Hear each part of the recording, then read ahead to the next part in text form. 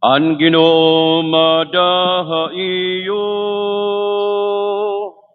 Ngan madamon haimo. Pagbahasa ti kangan santos nga ebanghelyo. Sumalakan San Mateo. Paghimayan ka, Ginoo.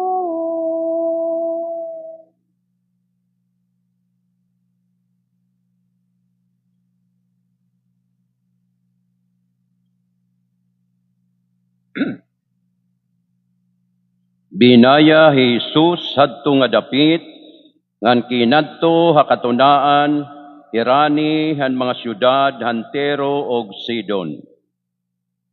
Hinarani haiya in babayi nga taga Kanaan, nga nagukoy didto nga dapit, nga nakimaluoy, Ginoo, anak ni David, kaluoy gad ako.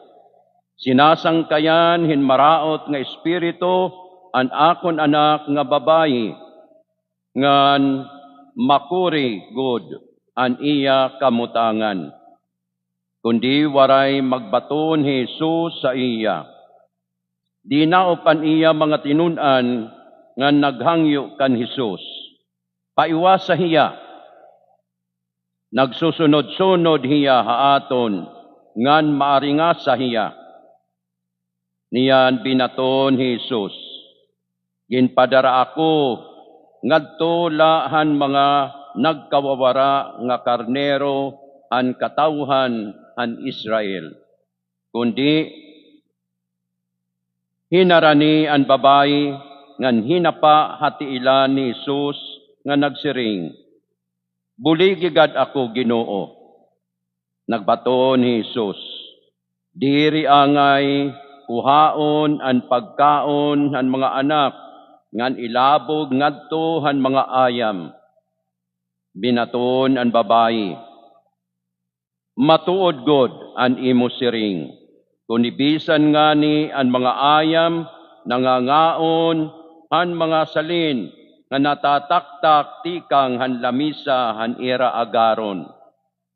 Sanglit binaton Jesus sa iya, babayi, pagkadako han imo pagtuo.